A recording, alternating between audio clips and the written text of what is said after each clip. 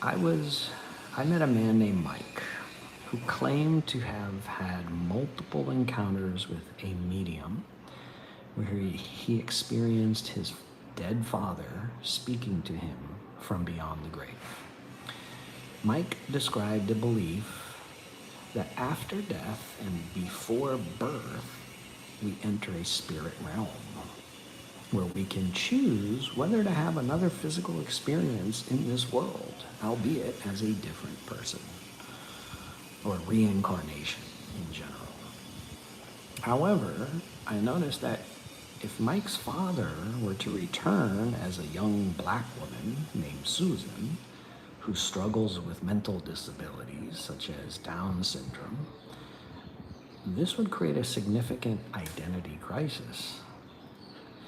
Suzan's sister could also visit a medium and claim to communicate with Suzan after she dies, recognizing all the traits and characteristics she associated with her sister. Yet, Suzan's personality would differ, very different, from that of Mike's father. If both Mike's father and Suzan embody the same spirit, this suggests that while in the spirit realm, before birth and after death, there are no identifiable personality traits, quirks, or temperaments associated with either individual. So if Suzan was very angry and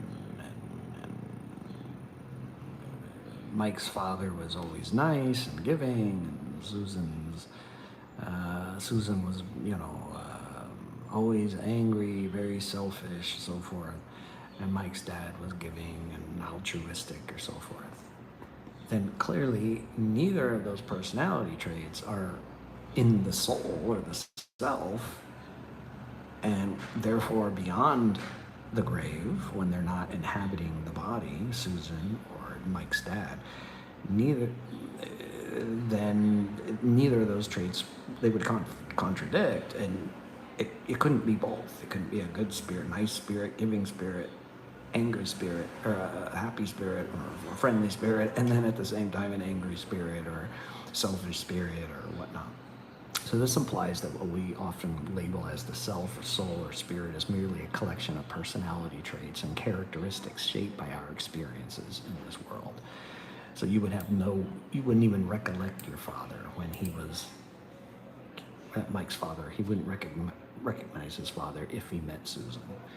And likewise, Suzan's sister would not recognize Suzan if she ever met Mike's father.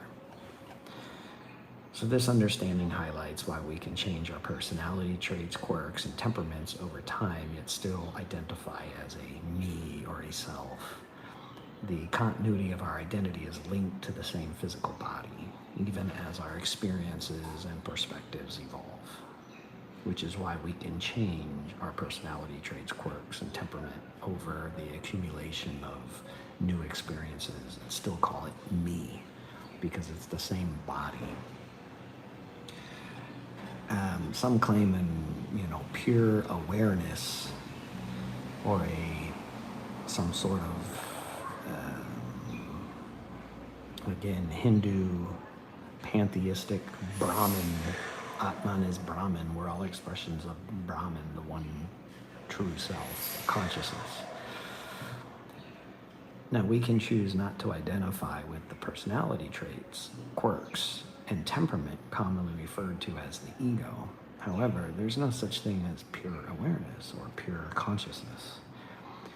Awareness requires an object to be aware of. And likewise, consciousness needs something to be conscious of in order to exist. Again, when every night we enter deep sleep, there is no consciousness, there is no self, there is no awareness, there is no memory, nothing. We don't exist every night. Every 24 hours, at some point, we enter deep sleep. Therefore, awareness and consciousness can only be experienced as phenomenon arising from the brain's processing of sense data, often characterized as thought. In the so-called space between thoughts, there is no awareness. This observation suggests that there's no pure awareness or pure consciousness. Rather, there exists only the activity of the physical brain. When one asserts the existence of a true self or pure awareness, it often amounts to a semantic shift, merely relabeling the concept of the ego under a different name.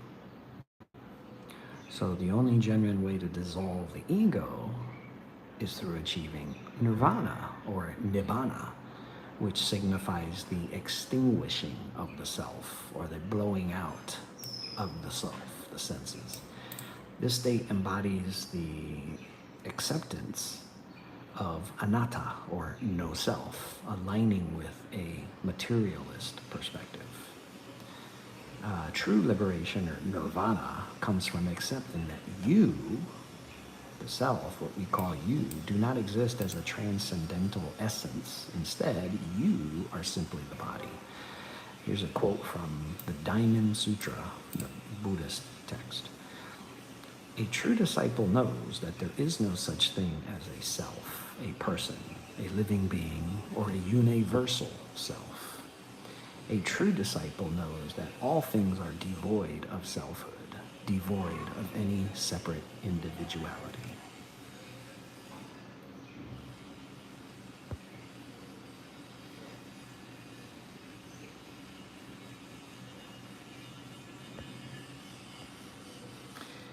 U.G. Krishnamurti, a materialist atheist, not to be confused with